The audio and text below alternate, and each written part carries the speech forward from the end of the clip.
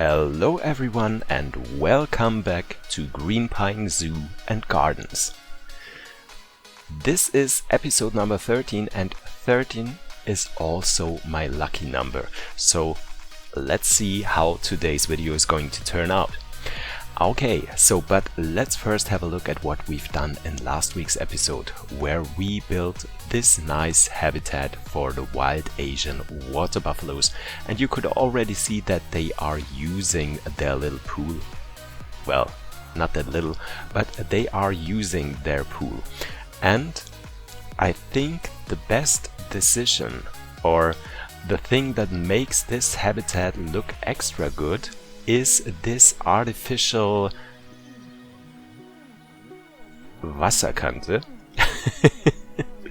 Sorry, I just don't know the English word. You know me. You know what I mean as well, I hope so. Because this changes the look of the whole habitat and it is so easy to create. So if you want to create a zoo that actually is looking like a zoo or actual habitat from a zoo, you might want to try this one out, because as I said, it's not that hard to create and it makes a huge difference. It's always the little things that make such a huge difference. So, but enough about the Asian water buffaloes, the wild Asian water buffaloes, very important. I told you about that in last week's episode. Today is going to be a construction only episode. So if you are not interested in seeing me just creating the general structure of a building without adding any animal or without finishing anything, just hit the like button right now and you can stop the video. But don't forget to hit the like button. Yeah, well, I told you guys that I wanted to create a cat house. I was tempted to say a big cat house, but it's not going to be a big cat house, it's going to be a cat house in general. And for all the guys that did already see my little series Let's Build a House, where we built a reptile house and the nocturnal house, know how I start things with creating such a massive building with multiple animals in there. You always have to have a plan right before, and then you have to create the layout for the building. So therefore I'm using these small limestone pieces and creating the shape of the building. I also was thinking where I wanted the building to be in our park and how I wanted to place it. I thought about a shape of some of the buildings in Berlin Zoo or Berlin Tierpark, and then I decided I'm going for a very classical shape. So for like a square shape, so that we won't have any big problems by creating the roof in the end, and where we don't have any problems by creating the indoor habitats as well, and also do or might have enough space for the outdoor habitats for the animals as well. So the plan right now is that this house is going to be home for 7 different cat species. That sounds a lot, but it's going to be a massive building as well. You will see it in a few minutes, where we're getting closer to finishing the ground shape of the building. The plans for this might change in the future, because I don't know right now if some of the habitats are maybe a little bit too big. Well, that's a surprise when I'm building things too big. Usually it's more on the smaller side when I do something like this, and I have problems that the animals are complaining. I don't think they will complain this time, because I did something that I didn't do in the nocturnal house. The nocturnal house was the most planned building that I've ever done in Planet Zoo, because I was looking at the square feet, how big the habitats need to be for the animals, that they will be happy when they are in there, and especially how many of them can I add in here that they will stay happy. So I planned that completely. Because we were also having just indoor habitats.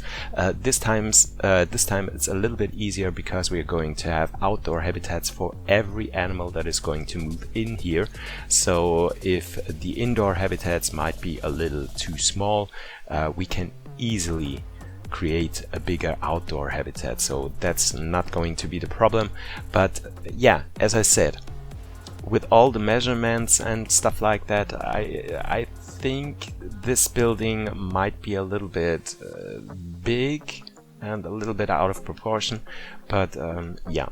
So therefore, as I said, things might change before we get finished.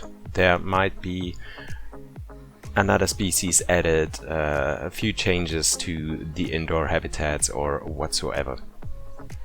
So what you saw me creating here right now with the light brownish, I hope it is light brownish, limestone pieces is going to be the indoor for the animals.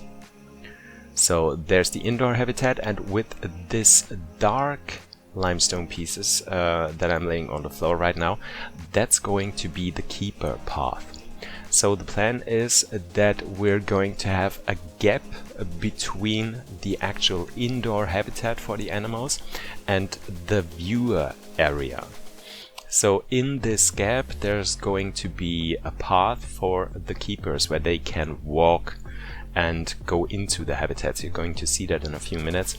And right behind that is the place where our visitors can walk and stand and look at the animals. That's what I'm creating right here with the lighter gray color.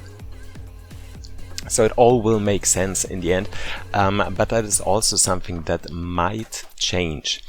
The dark gray area where our keepers will be able to walk, I planned it like yeah, that we won't have any problem by laying down the stuff path underneath that. So it is 4 meters wide, which seems a little bit wide, especially when you are in the building and you want to see the animals. You're standing 4 meters behind the barrier. That is a huge gap, so I'm thinking of making this gap a little bit smaller, which will actually be a little bit problematic, because our keepers and our staff people will be able to walk behind the second fence that we are going to build. So I'm not quite sure about this. I wish we could have 2 meter path for our staff. That would make total sense. And I know there is a trick how you can manage to do that. I don't know if it is possible for the staff path, but I think it is definitely possible for the visitors path. There's a trick that you can use the how is it called? The small path when you do have something like a train ride or a safari jeep, cable car or whatsoever. The guest queue, is it called like that? You can use that, delete it, and put a visitor path in between 2 pieces, and it creates this smaller path, something like that. As I said, I don't know if it is possible for the stuff path as well. I might try that if I can come up with that. If it is possible, I'm trying to show you guys in next week's episode how it is done and how you could use that. And I'm going to do the rest off screen, because I assume, as I have seen it already in some videos of Rudy Renkamel, again for the visitor path, that it's taking quite some time to create something like that. Yeah, as I'm laying down all the pieces here, you also could see me flatten down the ground, that we have a completely clean and flat ground where we can lay the visitor path on top of it.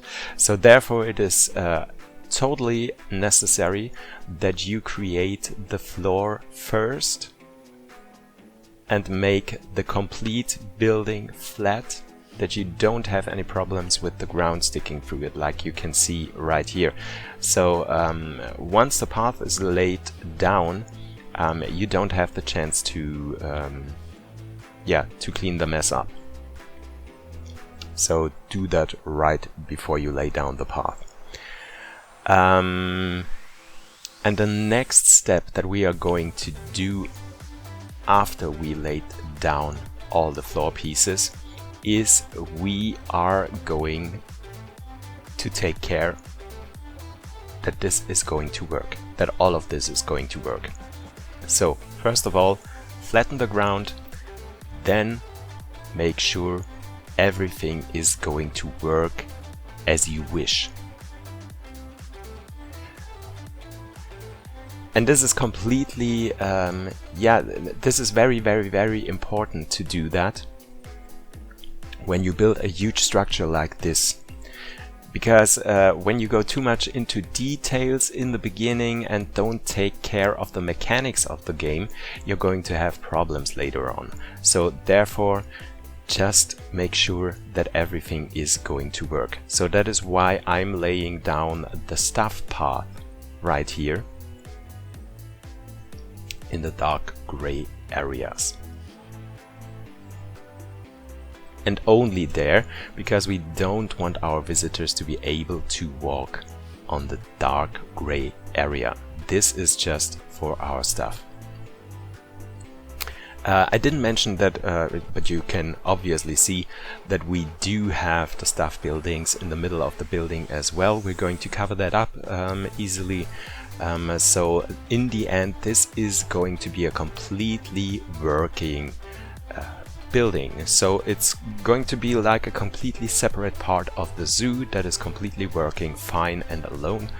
We don't need any stuff from outside of this. Our stuff doesn't need to walk around in the whole zoo. Everything we need for this building and for the animals that are in this building is inside of this building. And this is very important as well, because you want your staff to be able to take care of the animals in the most efficient way that is possible, especially when you do have so many different animals in this, how do you say it, compressed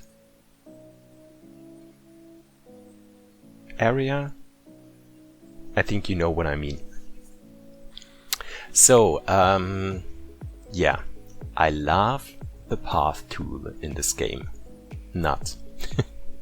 I was trying to create a staircase so that our, as we do have the elevated area here for the animals, for the indoor habitats, we need to have a stuff path that is walking up so that our staff members can go into the habitats of the animals and take care of them. So I was trying to create a staircase with the path tool. It was just not possible to do it the way I wanted it. So therefore I decided we're going to create it with the terrain tool, and let's create some artificial stairs that are not really stairs. We're going to have the problem that the feet of our staff members will stick through the ground, and yeah, it's not going to be too pretty, but yeah, it is going to work.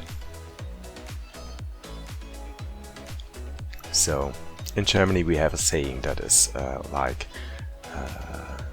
there's always one death you have to die. So which actually means you can't make things perfect all the time, so there is always one thing you have to swallow, if that would make sense. Yeah.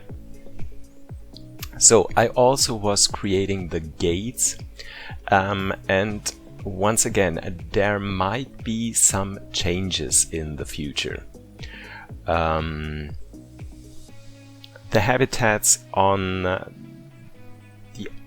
the right and on the left, the indoor habitats, are quite a little bit bigger, because we're going to have big-ish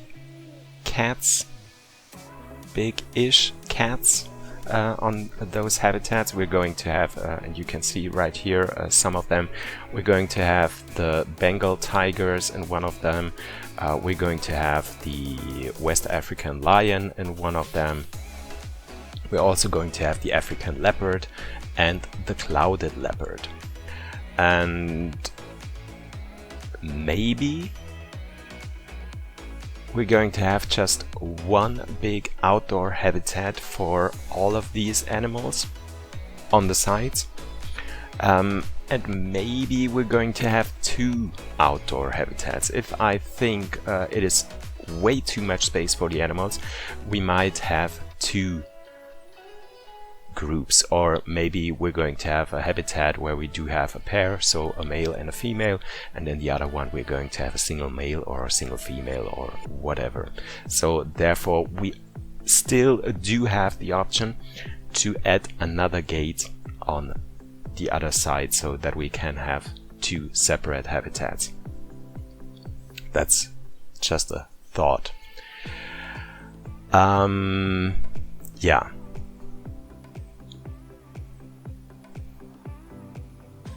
Yeah, that's that. In the center habitats,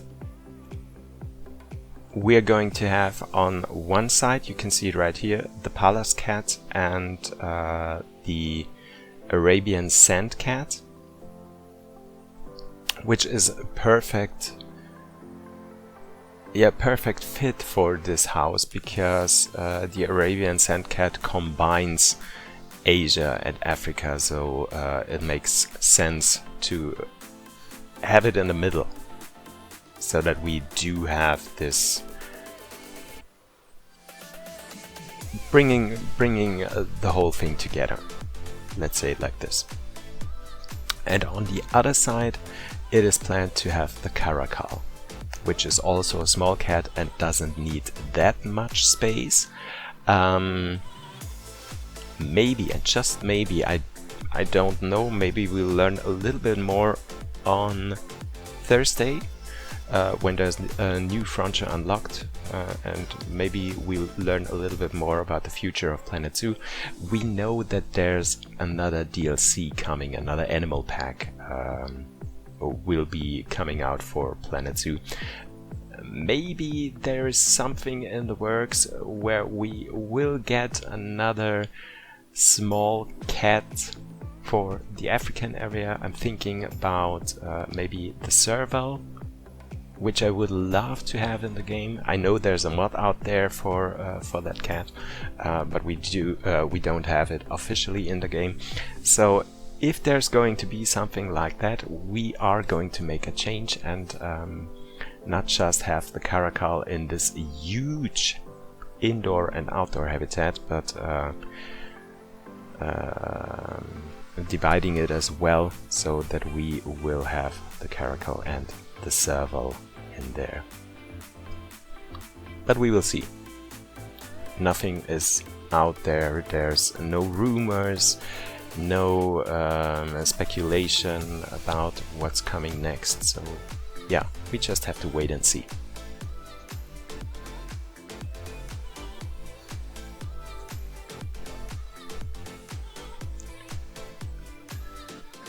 So this is also a trick that I'm loving to do.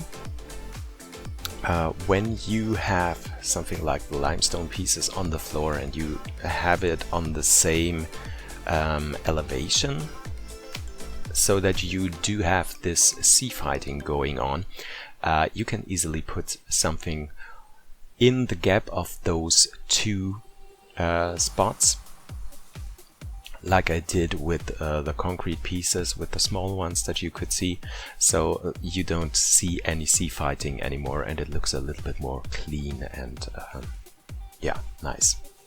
So laying down the visitors path right now, so that our visitors can walk around the house and get everywhere they want to. Trying to make it as clean as possible so that we don't have any visitors walking through our walls or onto the stuff path.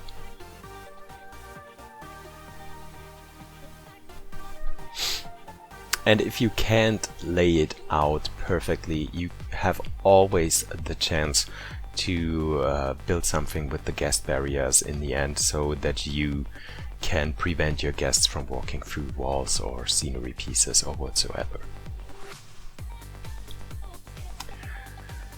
Connecting the stuff path, and here you can see the path underneath the whole thing. Yeah, so we are done with making it functional. Let's say it like this. So going a little bit into detailing right now and creating our guest barrier, which I already said, we might change that a little bit in the future to make the area for our stuff a little bit smaller, so that the guests can come a little closer to the habitat. We'll find out how it's going to work. So this is going to be a small gate where our staff members can actually go into the habitat.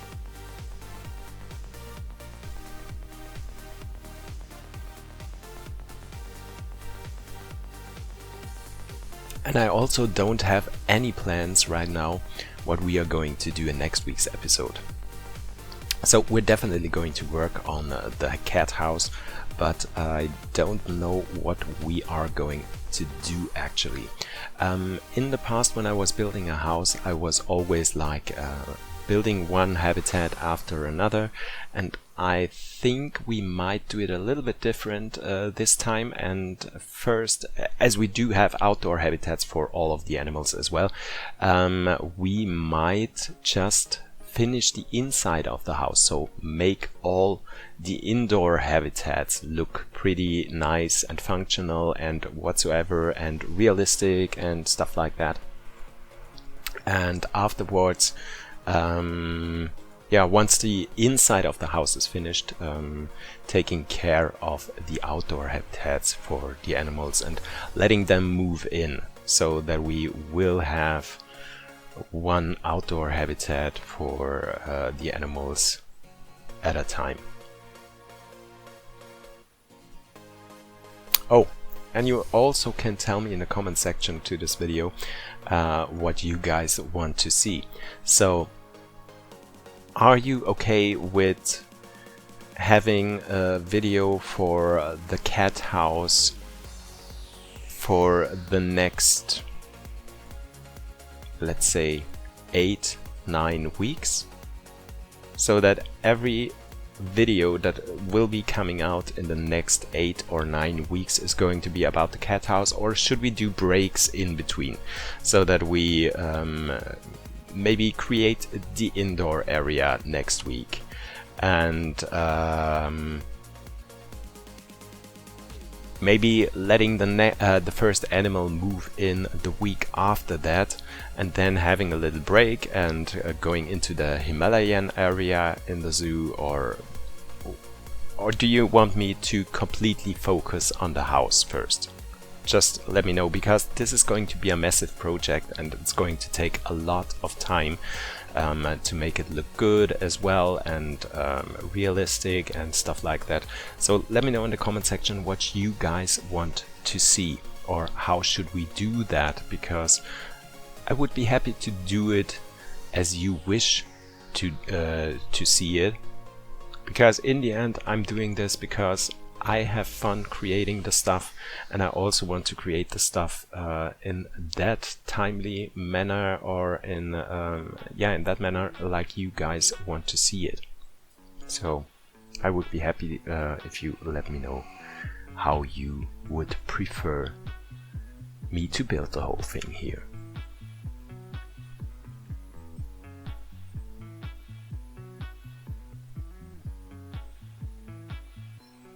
I also want to create something like a glass roof, not for the complete building, but for some parts of the building, because I want it to be bright in here. We're not going to have a nocturnal house where it all is going to be dark. I want it to be bright so that you can see that the indoor habitats for the animals are bright. And also the visitor area can be dark, but I want to have light in the indoor habitats for the animals, and I hope I can accomplish that with the mechanics in the game with the lighting. So I assume it's going to be a little bit difficult, but I'm hopeful.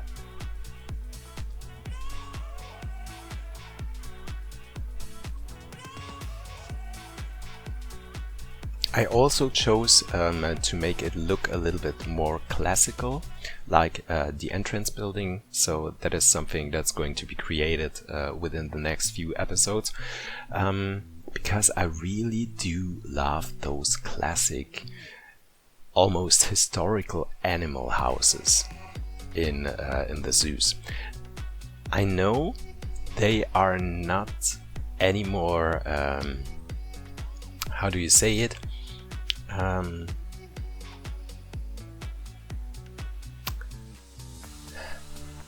In German the word is called zeitgemäß.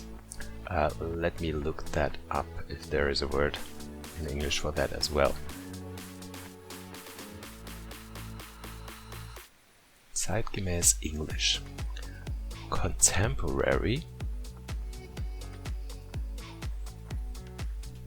Contemporary or up to date.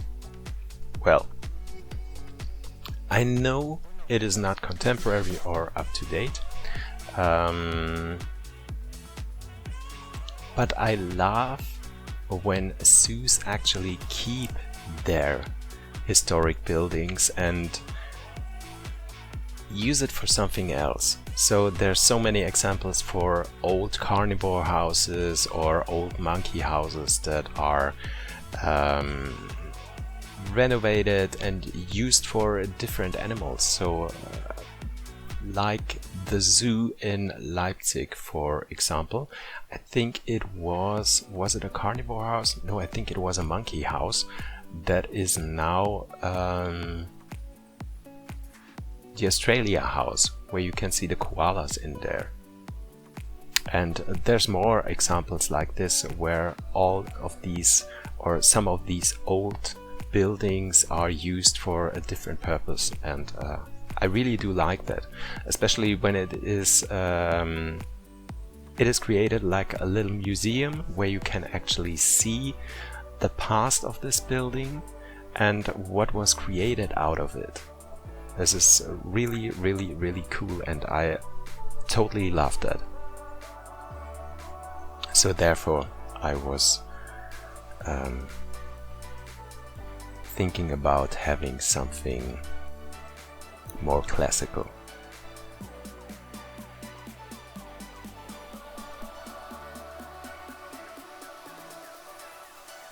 And don't worry, if you know my series Let's Build a House, and I will put a link for the series at the end of the video so you can check that out. You know that the buildings in the beginning look very cold and plain and not very exciting, but in the end it all comes together and it will look really beautiful, and that is something that I try to accomplish in this building as well. So we can and will have lots of decoration in there and make it look pretty and nice, so don't worry about that. It's going to be great. And I really hope we will have great acoustics in there as well. So I think of the carnivore house in Berlin Zoo. I was in there one time and the lions were there as well. And one of the male lions was roaring in there, and it was such a loud noise. It totally gave me the shivers. So I hope we will have a great acoustic in there as well, so you can experience something like this in this building as well. Okay, so we are at the end of the video. That's it for today, and here you can see the massive building already. So let's have a look at it once again before we start into the next chapter of the carnivore house or the cat house in next week's episode. I hope you guys did enjoy it. If you did so, leave a like, leave a comment, subscribe to my channel so you don't miss out on any future stuff here on this channel. And yeah, hope to see you guys next week when we continue to build here in Greenpine Zoo and Gardens. Take care, bye.